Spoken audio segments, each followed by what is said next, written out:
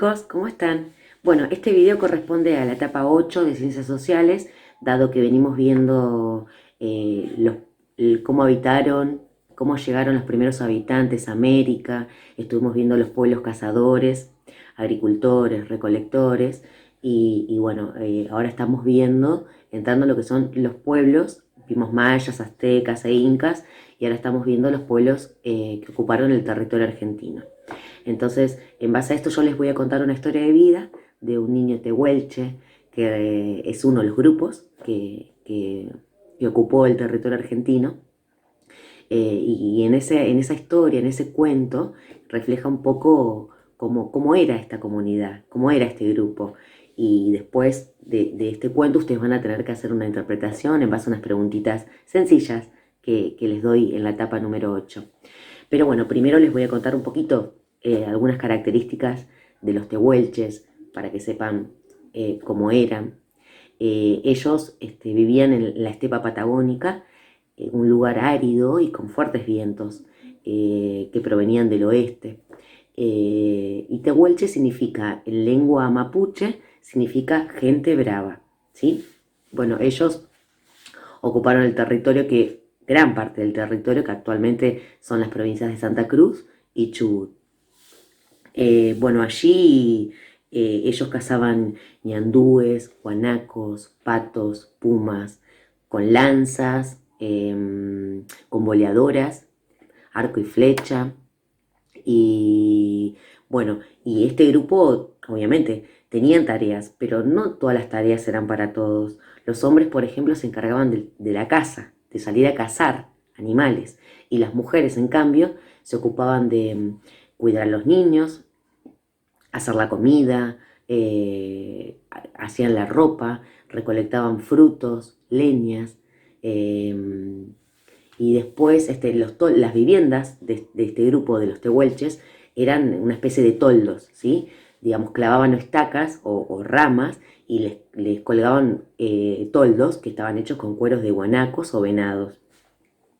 Y cuando llegaba el momento de cuando los alimentos empezaban a escasear, porque llegaba el invierno, ellos ¿qué hacían? Se trasladaban, eran nómades, porque se estaban trasladando de un lugar a otro. Recuerdan que los nómades eran los que no se quedaban fijos en un lugar, se trasladaban constantemente. Entonces, cuando llegaba el invierno y ya no había alimentos por el clima, ellos agarraban y las mujeres se encargaban de desarmar esos toldos, las viviendas, y las trasladaban y las volvían a hacer en el nuevo lugar donde se mudaran, que era donde había más animales. Ellos iban en busca de animales, por eso se trasladaban también.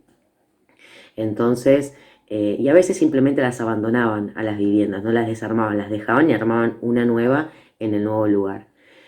Así que bueno, más o menos esa es la característica de los tehuelches, que después en la página 140 del libro, hay de una manera más gráfica, hay un mapa donde se ubican los tehuelches. Ustedes van a poder ver en dónde vivían los tehuelches.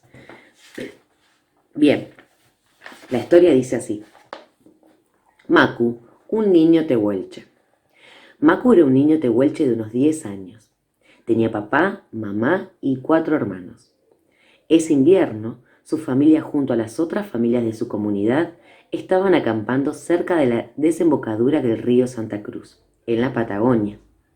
Allí, las mujeres del grupo cuidaban los toldos, mantenían encendido el fuego, hacían ropa con piel de guanaco y preparaban la comida. Los hombres se dedicaban a la caza de ñandúes y guanacos. Todo era felicidad en el campamento cuando ellos volvían con sus presas. Un día, Macu vio un pequeño zorro colorado atrapado entre las ramas de una mata. Se arrodilló y trató de tranquilizarlo. Luego sacó la patita que estaba atorada, lo acarició y lo dejó ir. El zorrito salió rengueando, pero a toda velocidad.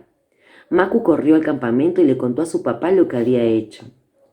Su padre lo felicitó y le dijo que los dioses estarían muy contentos y que seguramente lo recompensarían por haber sido tan generoso.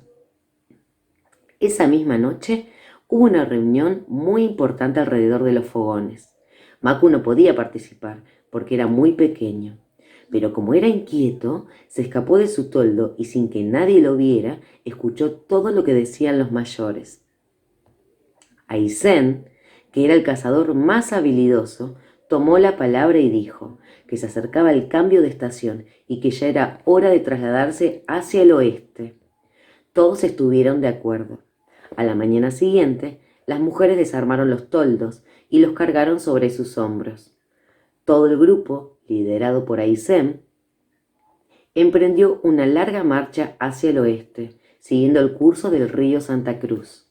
Después de 3 días de caminata, el paisaje comenzó a cambiar y comenzaron a verse los picos nevados de los Andes. En lo alto vieron planear un majestuoso cóndor. Al día siguiente, el grupo llegó a un hermoso lugar, muy cerca de un lago de aguas azules, rodeado de frondosos bosques. Macu escuchó decir a su padre que un poco más al sur una gran masa de hielo cubría las aguas de otro lago. Era un enorme glaciar. Bien, es cortito, pero más o menos esta historia nos refleja cómo era la vida de este pueblo, ¿no? De este grupo de habitantes.